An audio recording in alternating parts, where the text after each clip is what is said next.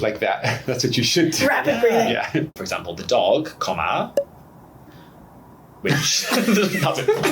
Finished. The dog fat. The dog. Yeah, that's it. The dog. Comma. The meme of the woman with Yeah. all the You'll find that some of these comma rules we're talking about are not followed all the time. Yeah. However, though most of them are pretty well followed. So.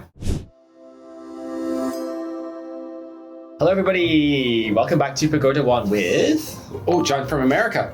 Joanne from Canada. and George from the UK. Hello. Today we're talking about a subject I enjoy, actually, punctuation. Punctuation. So nerdy, so pointless, but we love it. Punctuation, really important actually when we're writing. Yeah, Also not in actually. speech, but in writing.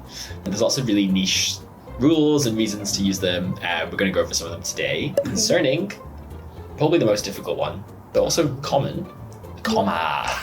The The comma. common. You'll see it a lot, and it's basically giving some sort of separation within a sentence or phrase or clause, et cetera, et Yeah. cetera. We will tell you a few of them, definitely. It is a good one, and to add to that today, you might be wondering, as someone who's learning English, I've gotten this question a lot, when do I pause for breath?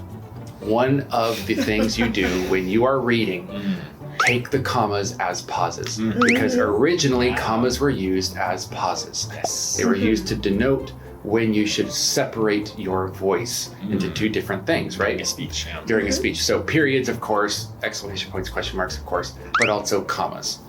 Just remember that if you're reading something, the commas are your friends Right. for your breath. Like that. That's what you should do. Rapid breathing. Yeah. Alrighty, well, let's kick off Yeah. the functions of commas and how we should use them. For sure. Joe, can you tell us what? Yeah, well, John earlier mentioned that the comma can be used for separation. So I think one of the most common ways to use the comma is whenever there are lists. So lists. typically if we're listing off like 3 or more things, then we would say like John, comma, George, comma, and Joanne. And the reason why I put an emphasis on the comma after George is because we call that the Oxford comma. For some people, it's a stylistic choice, Yeah. but it kind of separates the first and second clause. Yeah, the Oxford comma is very controversial. It is a controversial topic. I don't know why. Is it necessary? Is it unnecessary? I think the best representation was a picture I saw. It was talking about two famous people in the U.S. Let's say just George Washington and Lincoln. Okay, George and Lincoln. Okay. George and Lincoln. It says the rhino, comma, George and Lincoln. So it would mean George and Lincoln are the rhino. Yeah. Oh, So okay. if you do the rhino, George, comma, Lincoln, then you know there's 3 separate items rather than 2 items which are combined into one category. Yeah, so That's the good, first yeah. example, it is used in separation. So whenever we're listing off separate items in a list, it is used in that manner. The second one that I could think of was for something called an appositive. Now, it's a very fancy way of just saying like a noun that's before or like after like another noun. For example, my favorite American Chinese restaurant, comma, Panda Express, comma, is in Yeouido. So we would use this to separate highlighting. Okay. So you could have like George, comma, my coworker, comma, worked with me on this video. My coworker and You're the friend. best at like examples. So the 3 items, John, George, and myself. Just looking at my patterns. What can I see? Yeah, that is an example of separation for the purpose of highlighting. Similarly, my first one, we can also use commas in a sentence to separate or set off a non-restrictive clause. Ooh. Sounds scary. I hate these grammar Yeah. words. Yeah, there's just, Non-restrictive clause. yeah. A non-restrictive clause is a clause in your sentence that contains some non-essential information. So you could completely cut that clause out and the sentence would still make sense. There would still be a subject, object, and a verb, hopefully. But you can add, Hopefully. we hope, but you can add the non-restrictive clause to add some information. So it's going to start probably with who, what, why, when, which, where. For example, the dog, comma, which that's it. Finished. The dog fat. The dog. Yeah, that's it. The dog. Comma. Yeah. For example, the teacher, comma, who couldn't think of a good example for this grammar, comma, presented the video. Ooh. Okay. Presented the video. Present- I know, I'm the presenter today, apparently. So that clause was the teacher, comma, who, blah, blah, blah. So it's giving some extra information about the teacher, and then continuing the sentence with the verb, presented the video. So you could just say the teacher presented the video. Yeah. Right? That's the sentence, that's the key information. But the who, the what, the where, the why, a clause in the sentence. We do that all the time in speech. Yeah. Restrictive clauses. Yeah.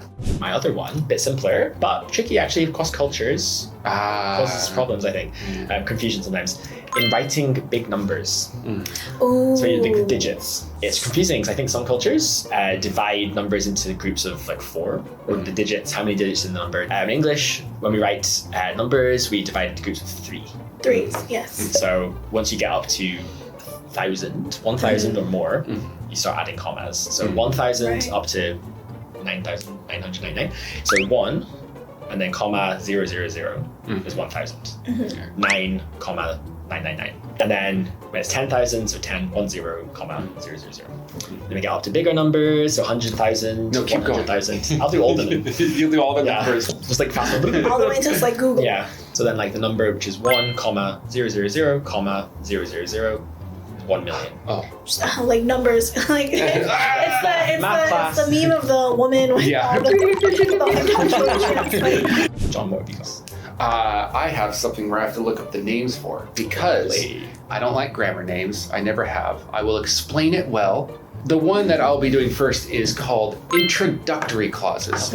And basically what you're doing is you're taking a clause with a prepositional phrase or a connection like and, but, whatever, or after, above, beyond.